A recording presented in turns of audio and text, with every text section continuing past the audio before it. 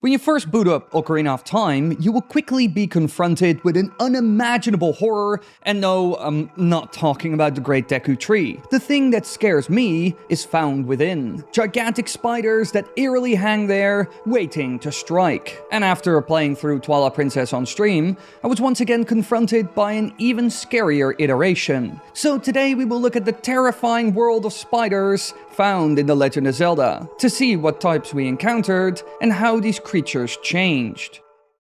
Now, let me start this video with a story from my youth. The first time I ever played a Legend of Zelda title was with a friend of mine, who received the Collector's Edition disc together with Mario Kart Double Dash for the GameCube. You know, this black one. I still actually own it, and it's pretty cool. Now, when we booted up this game and started playing Ocarina of Time, we quickly entered the Great Deku Tree, the first dungeon of the game. But one problem that we encountered was that friend of mine was actually terrified of spiders. And so all the gigantic Skulltulas that were hanging around in the Great Deku Tree made him really scared. He was so turned off by this that I actually got the game from him for free. He was like, I don't need this anymore. I don't want to deal with these spiders. This is terrifying. I don't want to play this. Now, I was actually fascinated by the game and wanted to play more of it, even though I was also very confused because I was quite young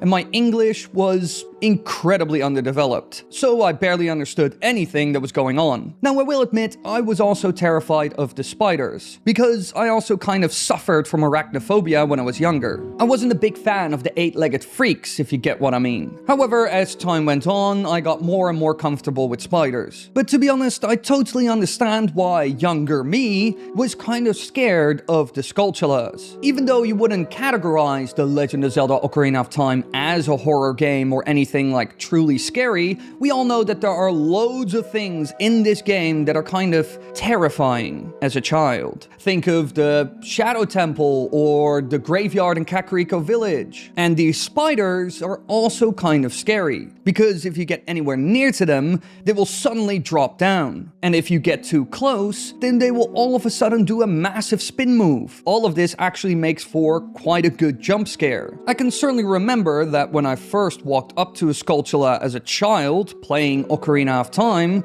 I got scared when I got too close and it all of a sudden started spinning and Link went flying. Now, I wonder if this was intentional, and I think to an extent it was. Nintendo isn't a fool. They know what they're doing. Now, overall, the design of this enemy is quite intense, with the classic skull acting as a scare mechanic, something to intimidate and distract its target from the soft belly that it keeps flipping to. The one weak point that allows you to kill them, aside from using stuff like a bow or other items later on in the game. However, I must admit that it's a bit of a shame that the standard strategy for this enemy is just waiting for it to expose its weak point. All you're doing is just standing there and waiting for the Skulltula to turn around. At that point, you can strike its belly, killing it instantly. But aside from that, they do nothing at all, which in my opinion is a bit boring and a missed opportunity. Overall, this is a problem you will see across Ocarina of Time. A lot of the fights you have with certain enemies require you to wait for them to intentionally create an opening so you can strike and kill them. Wolf foes are quite similar in that way,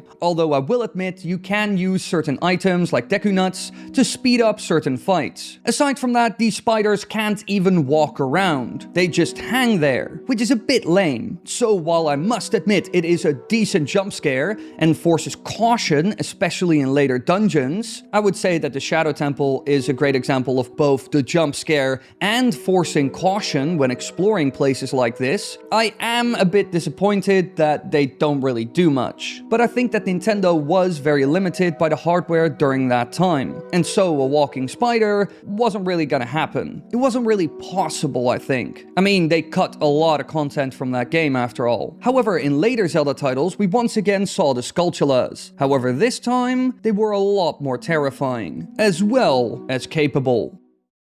Now, The Legend of Zelda Twilight Princess is one of my favorite Zelda games. As most of you know, at least the ones who watch this channel regularly, my favorite is Majora's Mask. I just love the dark, macabre kind of setting that game has. But still, Twilight Princess, in my opinion, is a great game. A spiritual successor to Ocarina of Time, following a similar medieval epic story structure with a bit of a hero's journey type progression, if you get what I mean. And in this game, we of course once again see the Forest Temple, in what many speculate are the remains of the Great Deku Tree seen in Ocarina of Time. I have made theories on this, and a bunch of other Zelda tubers have made theories on this, so I don't know, it's everywhere, you know? It's a common take. And when you enter this dungeon, you will quickly notice that Skulltulas have evolved throughout the years. They have become a lot bigger, more menacing, and now they actually drop down to attack you instead of just hanging there and waiting for you to strike them in their belly. Overall, their design is still pretty similar,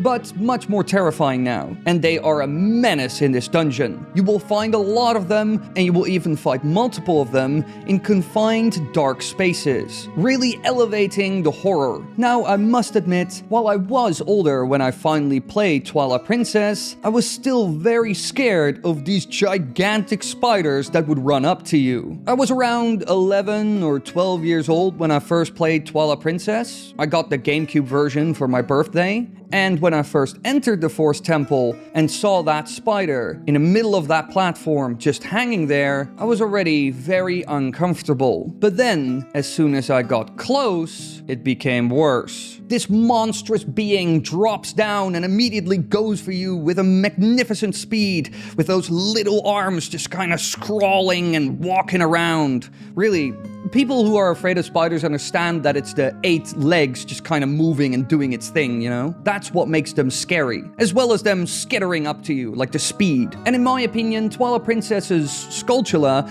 actually captures that feeling, that look, that speed, all those elements incredibly well. Now, I think that in many ways, this was the original plan for the enemy in Ocarina of Time, as well as Majora's Mask. But due to technical limitations, I mean, the N64 wasn't that powerful, they went with a more simple approach. But now, with the quite powerful GameCube, compared to the N64, it was possible to make them walk and attack and get right up into your face, which really elevates the scare factor. They even took it a step further by adding a spider boss in the Temple of Time dungeon. However, I will say, compared to the normal Skulltulas, this one was incredibly disappointing. Some bosses in The Legend of Zelda Twilight Princess suffer from a very specific problem. It's a grand spectacle to fight them and take them on and see them move around, but it's not really a great fight. Morpheal has this issue as well. It is certainly impressive and imposing, but the fight is over in seconds and you're barely doing anything, or something that is very repetitive. And this Twilight arachnid suffers from the same issues. This creature just bores me, because all I have to do is wait for it to shoot its laser and then shoot it in its eye with a bow. At that point, it falls down, and then I have to run to a statue that's close to it and use the Dominion Rod to squish this spider back to normal. In the end, you need to do this 3 times, and at that point, the fight is basically over. And what disappoints me the most is that this battle never really changes. She never gets smart or comes down to strike you, which sucks. All she does is summon a million little spiders that are incredibly annoying to deal with, but don't really add much. They're more of an annoyance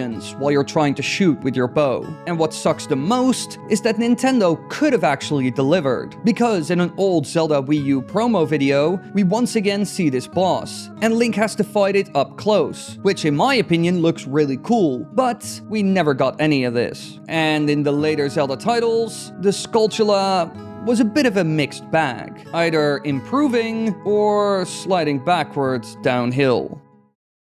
Now, if you look at the DS titles, Phantom Hourglass and Spirit Tracks, you will once again see the Skulltulas. And while they are quite similar to the version seen in Ocarina of Time, they have certainly become a shadow of their former self. They became very cartoonish, harmless looking, and don't really suddenly appear anymore, getting rid of the whole jump scare effect. In many ways, they remind me of a kids program version of what we saw in Ocarina of Time, which is utterly disappointing to me. Really, they do barely anything, aren't a big threat, and are kind of goofy, which isn't really what I would want from the Skulltulas. Overall, they are a minor annoyance, and while some new mechanics were added, for example honking your horn to get rid of a Skulltula that's blocking your way on the track, or evading them so that the sisters in the ghost ship won't run away in fear, none of this is really fun in my opinion. However, in some Zelda titles, they actually made massive strides and improvements to this enemy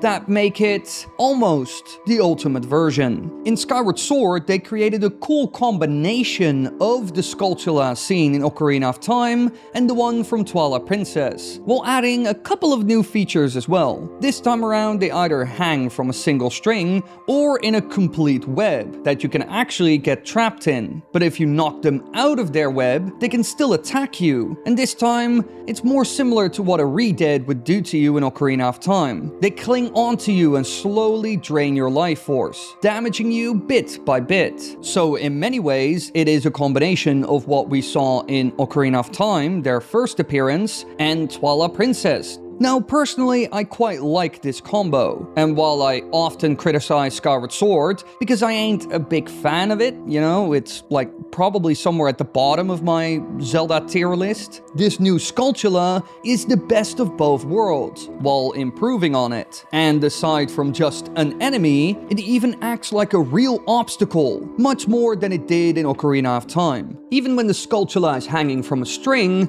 it is much more challenging than it was in the past, because if you miss its weak point, it will start to swing around, which will make it even harder to strike it exactly where you need to, which is a vast improvement over the static Skulltula seen in Ocarina of Time that just flips around, which was never really a challenge to beat. So really, this iteration, in my opinion, is fantastic. Nintendo really made the ultimate Skulltula in this game. However, we did lose one thing. The scare factor is certainly gone at this point. They don't scare me at all. So while we gained a lot, we also lost some things. However, there's one other iteration of the Skulltulas that in my opinion is the ultimate horror.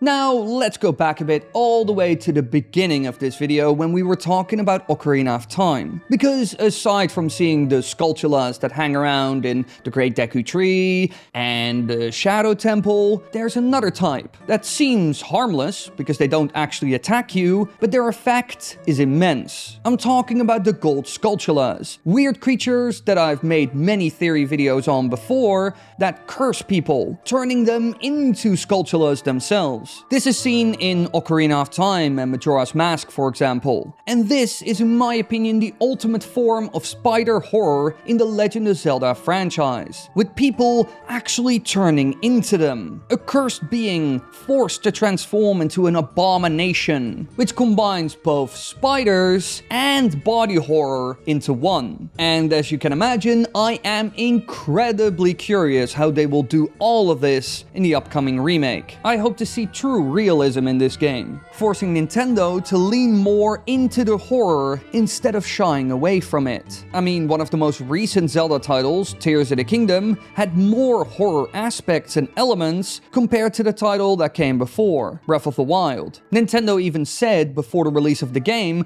that it was going to be very dark, and in many ways they weren't exaggerating. So I really hope that when it comes to the Skulltulas and the Gold Skulltulas and the cursed people, that they really turn up the horror in the remake. Sure, they are limited to the PEGI 12 rating, but still, the original Ocarina of Time was also rated for children basically, but it still had many horror and scary elements, from corpses attacking you to actual blood being in many of the dungeons. So I really hope they continue in that direction, creating an adult Zelda game that has some scary elements, because I will be honest, I'm a bit of a sucker for it. But be sure to let me know in the comments comments down below what you think of the Skulltulas, and whether you actually want to see horror elements in the upcoming Zelda Ocarina of Time remake, just like we saw them in the original. Aside from that, be sure to subscribe and click the like button, that way you won't miss any future videos, and remember, I stream here on YouTube 3 days a week, so come hang out.